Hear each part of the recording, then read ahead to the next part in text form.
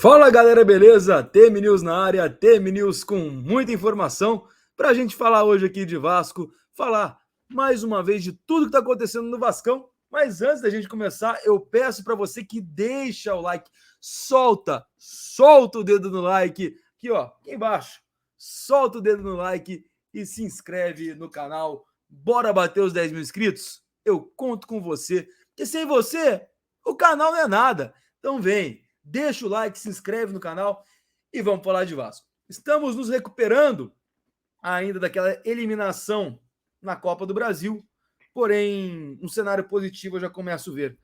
Temos uma sequência de jogos muito boa nessa próxima rodada. Temos aí o Cuiabá em casa e depois pegamos o Bahia. A questão já começa com arbitragem. Para variar, né? O Vasco vai pegar o Cuiabá e o árbitro será o Wilton Pereira Sampaio, o nosso algoz em vários momentos aí no Campeonato Brasileiro e nos últimos anos. Detalhe, é um péssimo árbitro. Não é pegar no pé, não, é um péssimo árbitro. Até na Copa do Mundo de 22 fez alguns bons jogos, mas conseguiu decair absurdamente. Então, temos esse algoz, temos esse probleminha chamado Wilton Pereira Sampaio, para que tenhamos, né, que jogar contra tudo e contra todos mais uma vez. Então, o Vasco vai pegar aí o Cuiabá, um jogo bom para o Vasco. Se a gente for ver a tabela, o Vasco está numa posição bem melhor que a do Cuiabá, né? No Brasileirão, o Vasco está melhor que o Cuiabá, está numa situação bem mais... Vamos mostrar a tabela para vocês? Segura aí. Vamos mostrar aqui a tabela para vocês. Tá aí a tabela do Brasileirão e a gente pode ver que o Cuiabá se encontra na 19ª colocação, enquanto o Vasco se encontra na 10ª. Ou seja, são 9 posições de diferença, 10 pontos de diferença e ainda por cima temos um saldo muito melhor. 4 vitórias a mais, alguns gols no saldo a mais e muitos gols a mais aqui nos Gols Pro. Então é um jogo para o Vasco ganhar e já começar a pensar. O primeiro ponto do Vasco, tá? Eu acho que o Vasco tem condições sim de pegar uma pré-Libertadores ainda. A Copa do Brasil será definida por Atlético Mineiro e Flamengo. Caso um dos dois ganhe, há a possibilidade aí de um dos dois estarem no G6 e também abrir o G7. Acredito eu que o Botafogo ganhará a Libertadores, abrindo o G8. E acredito que o Cruzeiro ou o Corinthians ganhará a Sul-Americana. Se for o Cruzeiro, abriria o G9. Então, sim, haveria possibilidade do Vasco chegar entre os 9 primeiros. Detalhe, se vencer esse jogo, tá, o Vasco vai jogar agora contra o Cuiabá e caso vença esse jogo, o Vasco chega aos 40 pontos, ficando apenas a 9 pontos, a 9 pontos do G6. Ainda acho muita diferença. Porém, do G7, levando em conta aqui que Botafogo pode ser campeão da Libertadores, do G7 já não fica tão distante. Do G8, muito menos. Então, acredito que o Vasco ainda possa pegar uma Sul-Americana, mas o primeiro objetivo do Vasco, chegar aos 45, 46 pontos. Essa vitória contra o Cuiabá já deixa a gente muito próximo dos 46. Depois, teremos um jogo contra o Bahia em casa.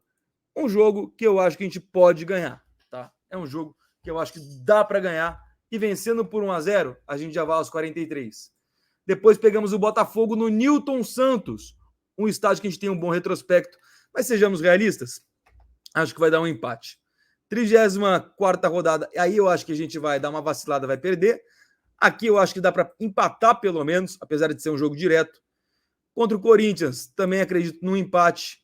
Na 36ª, aí sim, uma vitória para a gente e uma vitória contra o Galo na penúltima e na última rodada, mais uma vitória contra o Cuiabá. Nós chegamos aos 55 pontos. Acredito que o Vasco termine a tabela aí. O Galo já pensando em Libertadores ou em final de Libertadores, não sei como é que vai estar a situação do Galo, mas acredito sim que o Vasco possa tentar pegar uma pré-Libertadores. Difícil? Sim. Impossível? Não. Mas agora é pensar, primeiramente, nos 45 pontos. Chegou nos 45, 46, aí é passo a passo. Continuamos naquela, não podemos pensar muito a longo prazo ainda, infelizmente. A fórmula, o planejamento do ano não nos permite isso. Ano que vem que o Pedrinho faça de uma forma coesa esse planejamento para que não soframos mais, para que não tenhamos mais problemas nessa questão. Então, tomara aí que o Pedrinho faça da maneira correta do ano que vem, mas por enquanto, passo a passo, passo a passo. Amanhã eu trago a provável escalação do time.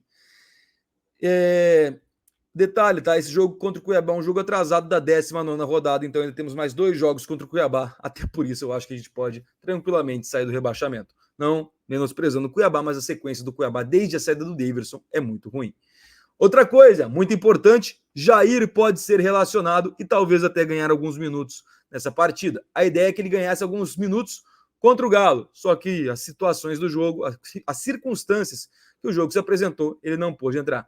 Paulinho ainda vai demorar um pouquinho a voltar, mas já está em treinamento físico.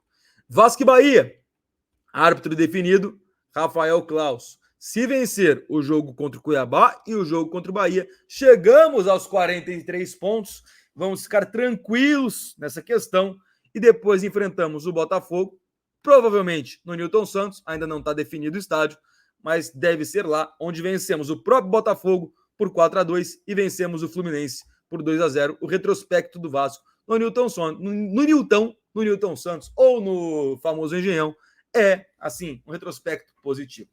Então, acredito ainda que o Vasco conseguirá. Antes de falar de Adson, gente, eu sei que eu gosto, já falei isso, eu gosto muito do Paiva. Eu só não sei se ele vai ter casca para aguentar esse final de temporada. Espero queimar minha língua, espero que o Vasco ganhe todos os jogos. Só que a gente tem que pensar assim, primeiramente, nesse ano e depois no ano que vem. Na minha visão, hoje o Vasco precisa de um técnico brasileiro ou que conheça o futebol brasileiro e que seja cascudo. Temos aí, nesse quesito, 5 nomes. São eles: Cuca, Cudê, Sampaoli, Tite e Luxemburgo. Todos livres no mercado. Eu tentaria o Cuca, pelo menos por 2 meses. Depois, ano que vem, ver o que faz. E ano que vem, eu tentaria ou Luiz Castro ou Rui Vitória. De preferência, o Rui Vitória. Para quem não conhece o currículo do Rui Vitória e tá achando que eu estou ficando maluco na cabeça, eu peguei alguns pontos dele aqui, tá? Peguei ontem para falar hoje aqui. Na temporada 15 e 16, Jorge Jesus, assim, acabou a temporada 14 e 15, dia seguinte do título, Jorge Jesus pede demissão do Benfica e é anunciado no Sport. Alguns jogadores importantes saíram, o Benfica entrou numa crise, Rui Vitória assumiu. Qual era a expectativa de Portugal inteira? Era que o Benfica ficasse entre os 3 primeiros, como é de costume, mas não ganhasse nada. Sabe o que ele fez, o Rui Vitória? Passou em segundo na fase de grupos da Champions League. Sabe atrás de quem? De quem viria a ser vice-campeão nos pênaltis contra o Real Madrid, o Atlético de Madrid. Chegou às quartas de final na Champions League e foi eliminado para quem? Pelo Bayern de Munique, que foi eliminado pelo campeão Real Madrid na época. Então foi eliminado pelo Bayern. Lá na Alemanha, perdeu de 1-0 e empatou em 2-2 o jogo em Portugal. Ou seja, foi eliminado por 1 gol de diferença, 3-2 no agregado. Nessa mesma temporada, campeão português e campeão da Copa da Liga. Na temporada seguinte, foi bicampeão português, campeão da Copa de Portugal e caiu nas oitavas da Champions para o Borussia Dortmund. Em 2017 e 2018, algumas peças, reformulações sendo feitas, foi só vice-campeão português. Em 2019 acabou saindo do Benfica. Depois ele fez ótimos trabalhos em outros lugares. O último trabalho dele no Egito, muito bem conceituado. Eu vi muita gente no Instagram falando: técnico português não dá certo. Não é isso, gente. O Vasco pegou 2 Jaires Venturas para serem técnicos do Vasco, só que lá de Portugal. Os Jaires Venturas com grife, com todo respeito ao Jair Ventura, que é um bom técnico, só que para time menor. Aí perguntaram, né? Falaram para mim: então o trabalho do Jair Ventura tá ruim no Juventude? Não.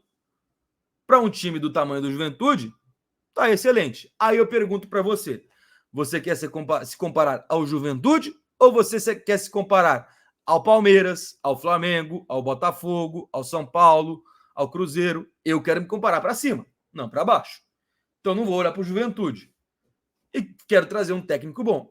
Do mesmo jeito que tem ótimos técnicos no Brasil, tem péssimos técnicos no Brasil, inclusive que não deram certo no Vasco.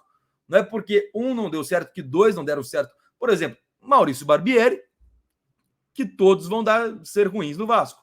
Não é porque dois portugueses, um deles, não acho nem que é um mau técnico, que é o Boina, acho que foi colocado numa situação extremamente cautelosa, uma bomba para ele ali, mas não é porque dois técnicos portugueses não deram certo no Vasco que todos vão dar ruim.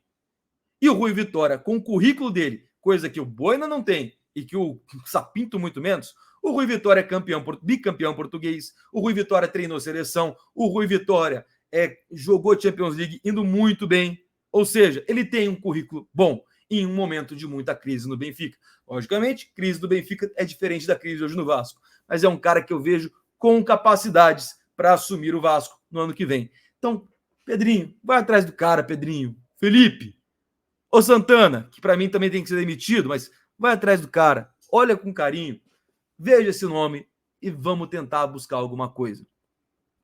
Fala de Adson, gente. O Adson voltou a treinar. O Adson voltou aos treinos e já está de volta na preparação física.